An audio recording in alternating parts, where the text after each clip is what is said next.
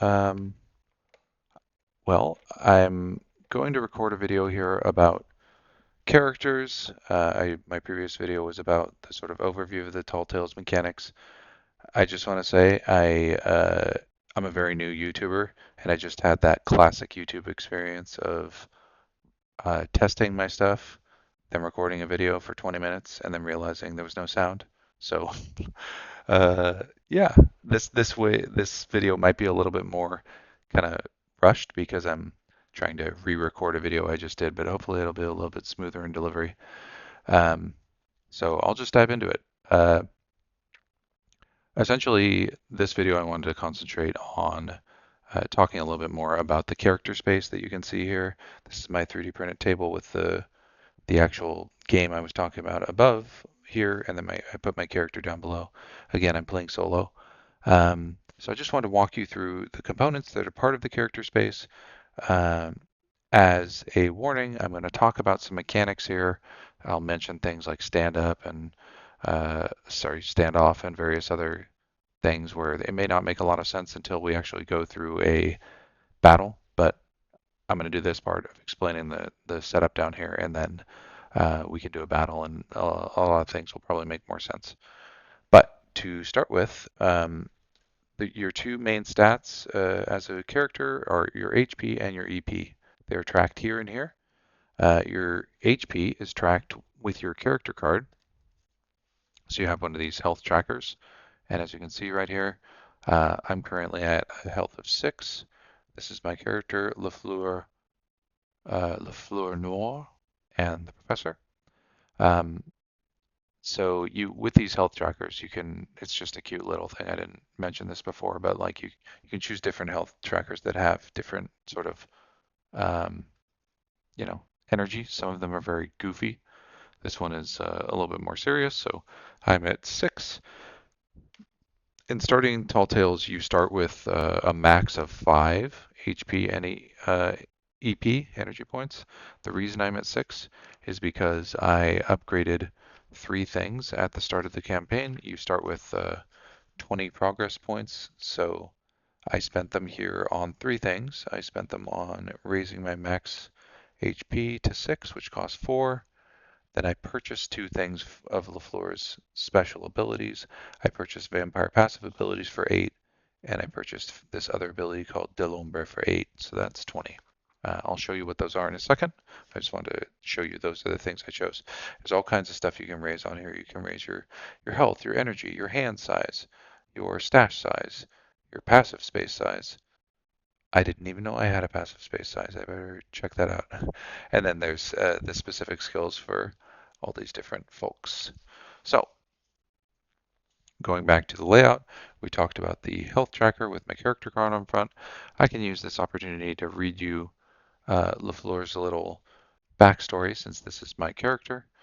Um, so it says one of the first daughters of Veritas from the old country, the professor and her struck up some kind of strange friendship. He'd keep her company, she'd let him tag along to study and chronicle all the supernatural occurrences she was privy to. Then that big, harmless bear convinced LaFleur to accompany him to the Forgotten West to further his studies. The damned Iron Witch snatched her up the moment he saw her, though the professor wasn't bothered by it one bit. He'd be, he's been more than happy to study a Grimslinger up close. And as you can see here, it actually says it was designed by a Kickstarter backer, and all the different Grimslingers have that, so that's kind of cool. As a reminder, the Iron Witch is uh, this guy, Icarus. The main story of the game is that he sort of picked up various interesting characters and turned them into Grimslingers to help him escape the Forgotten West. So LaFleur, a vampire from Europe, I'm assuming that's the old country, was one of them.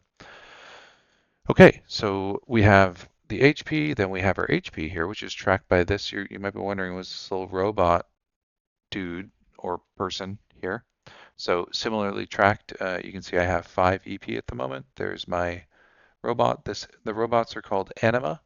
There are a whole bunch of Anima cards. They are gameplay-wise exactly the same. They just have different art. Um, so the Anima is used to both track your EP, and similar to the health tracker, each of these EPs has some like character, often funny character related to the personality of your anima, so you can choose the one that best fits your mood. Like mine says, at number 5 suggestion, initiate death ray, also install death ray.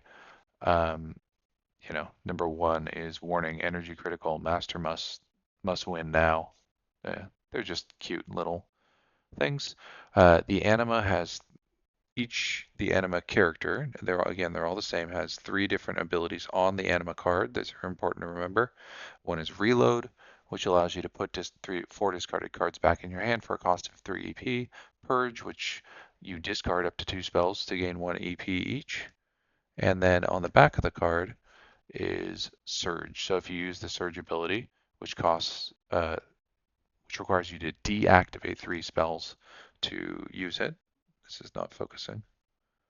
Um, then you can surge. So you flip the card over, and for this round, the anima is in surge mode, and it basically just gives you a +1 to the number value of your card.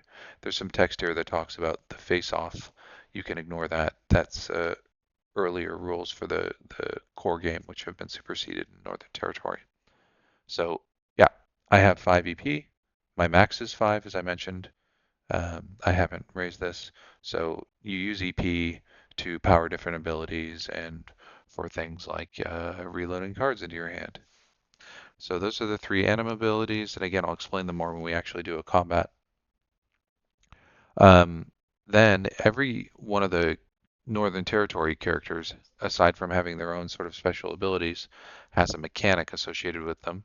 Um, LaFleur is a vampire, so the mechanic for LaFleur is feast. So you can see here what you basically do when you choose to feast, which you do at the start of the combat round in the standoff phase. You draw a card from the Fate deck, which is this deck of normal playing cards, and as a reminder, I don't know if I said this clearly before, but you use part of the Fate deck to lay out for the area. The area will tell you take these cards and build an area deck. The remainder of the deck of like 52 playing cards goes over here and becomes your Fate deck for purposes like this, for drawing stuff. So interestingly, it can actually change the distribution of the Fate deck a little bit. You might be more likely to get uh, certain cards in certain areas because of what goes into the area deck. But so you draw something from the Fate deck, and you'll get Diamond, Heart, Spade, or Club, and it will sort of randomly say what happens. Thematically, LaFleur is trying to go in and ooh, that's some cool art, by the way. Um, Vampirism. During the standoff phase, you may flip this card over and resolve Feast for 2 standoff actions. So yeah, so it thematically. By the way, check out this: A Life for a Life and Unwilling Sacrifice. Each of the characters has some cool art similar to this thematically for their character. But thematically, LaFleur is trying to like go in and feed on the enemy, and the card that comes up determines kind of like how successful you were. You will always get some blood, but sometimes you'll get more, sometimes you'll even heal, sometimes you'll get hurt, things like that. So that's my blood tracker. I currently have 5 blood, which LaFleur uses to pay for certain abilities. Um, each of the characters has a different mechanic around their sort of core thing. Like there's a dog named Cute Kipper that has a sword named Catsbane that has durability that wears down over the combat. There's a cat called Nuno or something like that that has a 6-shooter gun that needs to be reloaded with bullets. And there's another character that is like fighting for control of its mind with this Gaia mind that you're in this balance between having control and losing control. They're all interesting mechanics. Um, so yeah, that's the feast mechanic for LaFleur, which is custom to her. And then maybe I'll just quickly uh, go over. Well, let me first just talk about these piles of cards that I've been kind of dancing around the topic because for me it was a little bit confusing, and part of the reason is because you have some concepts that should be very familiar if you've played a card game. So you have your hand, you have a max hand size when starting in the campaign of 5, although as I pointed out, you can raise your hand size. So I have 4 elemental spells here. You start with 6 total elemental spells. There are 6 elements. They have this normal backing, and then I have one card that's custom to LaFleur. But these are all five part of my hand. So these are the, just like in most card games, these are the spells I will have to choose to play from when I'm attacking monsters and stuff during the round. So that's your hand.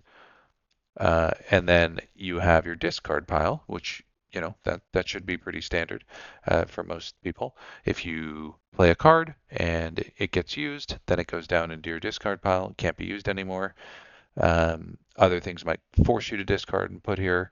So this is a face-up pile here. So you have your hand and your discard. Those two are pretty standard. But then you have your stash and your deactivate pile. What your stash is kind of like a hand overflow. You might consider it like a ready pack of things that you can pull out to use. And at the start of the Tall Tales campaign, you have a stash size of 3. So I actually have 3 items in here. Some of these are not even combat items. This is like a treasure map that I need to get 3 of to do something. But items compete for spells and other stuff for your total inventory space. So you have 5 in your hand, 3 in your stash, and that's your sort of total inventory of 8. Um, so I have stuff in my stash that is items. Some of them are combat related. You could put spells in your stash.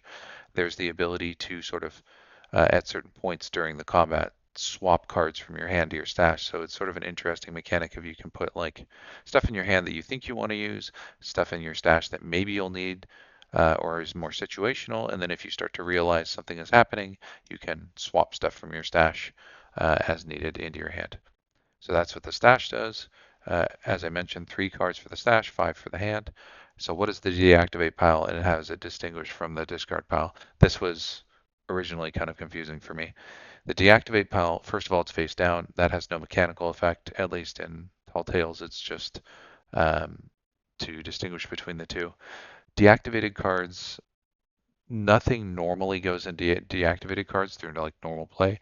An effect will force you to deactivate a card and you put it down here.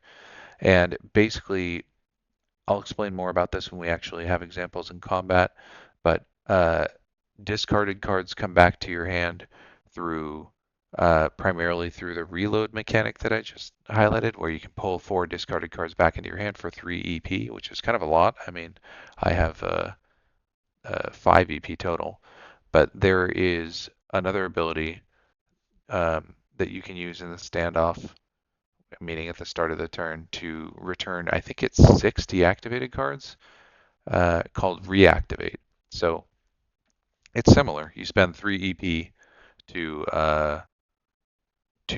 reactivate 6 deactivated cards. So the deal is discarded cards are actually a little bit harder to get back into your hand because you only get 4 back for 3 EP, where you can get 6 deactivated cards back in your hand. So it's kind of like a different dynamic. With deactivated cards, you might want to wait until there's a bunch more down here so you can get them all back at once, but you can get back more of them at once. Actually, I'm not quite sure why, for example, reload is here on the anima card, but reactivate um, is a standoff card. There is one thing, I'll mention this again when we get to the combat, but you can only use one anima card a turn. So that's kind of like you can't purge and reload, but you could purge and deactivate. Um, so that's a thing. There's a limitation on the number of anima abilities you can use. So that's the main difference between discard and deactivate. Normally things won't go into deactivate, but you can, unless an effect puts them there, but you can restore more cards from deactivate than you can from discard. Um, so that's most of the piles I think I've gone through here. I didn't show that, like, as I mentioned, there are general elemental abilities that everybody gets. They're pretty basic. They'll often like do 2 damage and heal you, or uh, take some EP from the enemy. But here is an example of one of Lafleur's abilities called L'Ombre de l'Ombre, which says you slowly transform into nothing but a shadow on the ground, then swiftly evade the eyesight of your target, only to reform at just the right moment. A trick you learned from Veritas himself, unknown to most vamps. So this says pay 5 blood and deactivate on use. Um, and it basically lets you do like the one of the best part, like the diamond version of Feast, which gives you the most blood and heals you. So this is a custom ability for LaFleur, and LaFleur has a bunch of other custom abilities here. I think there's 7 custom abilities, and then the Vampire Passives card, which I have right here. Um, as I mentioned, I think it starts out that you can only have one passive card out, but you can raise that so your passive card can your stack can get bigger. This passive card is pretty awesome though. It gives you 4 different abilities. Actually, I'm not quite sure why they're called passives because they all cost blood to use. But I think they can just be used whenever. They're not like an actual action, which makes them, I guess, passive. So, for example, you can regenerate by spending 2 blood to gain 1 HP. Um, and you can also uh, return any deactivated cards back to your hand. So again, shows that deactivated cards are easier to get back. Resist, which says you can deduct blood to reduce the number value of things that are attacking you. Um, and then you can go into Blood Rage. For every 3 blood you deduct, gain +1 MB to any card you do this turn and -1 damage. Vampiric Speed, which says for every 1 blood you can lower the RN of any card you play by 1. Um, and increase the RN of any single target card by 1. So RN is uh, the resolution number, which is essentially how fast the ability is. We'll talk about it when we do the combat, but you'll see every single one of these cards has down here a little resolution number 10, 9. All the elements are 9. So Vampiric Speed speeds up your ability and slows down the enemy's ability. And in combat, the card with the lower resolution number goes first. So that's most of it. I have a couple things out here that are sort of outside of everything. That's just part of the campaign. I have these like blue ritual cards. Um, I don't actually know if this key is supposed to be part of my inventory or not, or take up space. I don't think it does, but it specifically said as it relates to what I'm doing in the campaign, that these ritual cards don't take up stash or hand space. So that can sometimes happen as well, that you'll get stuff that doesn't factor into your 8 cards. Um, yeah, and I didn't mention it, I don't think in the last one, but if you do, I had to look this up. If you do get a card, um, like an item card, and you don't have space, or rather you don't want to like discard a spell to make space for it, you don't discard the item to your. You actually never discard items to your discard pile. There's a specific discard pile for items over there. I think perhaps they should have been named differently since there's already confusion between, for me at least, deactivate, discard. There is a sort of your personal spell discard, and then there's the item discard that is kind of global whenever an item is used, or if you have to discard an item because you get a space for it, it goes in the uh, item discard. I think that's most of it. The main other thing I have here is this adventure turn reference card. Um, you know, that I don't think I really high level talked about the flow of the sort of game mode previously, so maybe I'll just mention it again here. It's really straightforward. You basically move, which means go to one adjacent location on the map here. Then you check the story booklet to see if you've met the prerequisites for a story event, like, oh, now you have enough of something or you're in the proper location. You might read some story. Um, and then you have the tile resolution phase where you uh, sort of if you're in like a one of these peaceful locations, you might go to that chapter and sorry the page in the storybook and look it up. If you're on one of these, this looks like the back of the fate deck. You'll draw a fate card to see what happens, um, and that what fate cards will do is laid out the on the sort of map here. It says what they all do. So you'll draw a fate card, and then after you do that, then you do the rest phase, which allows you to perform standoff actions. Standoff actions, I keep dancing around this term.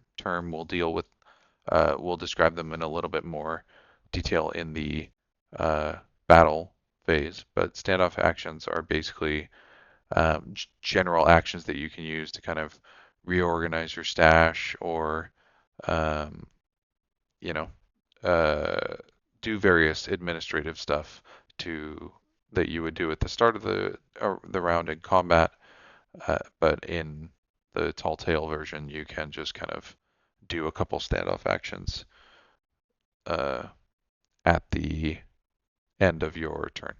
So here's some examples of the standoff phase. I was kind of buying time there, mumbling.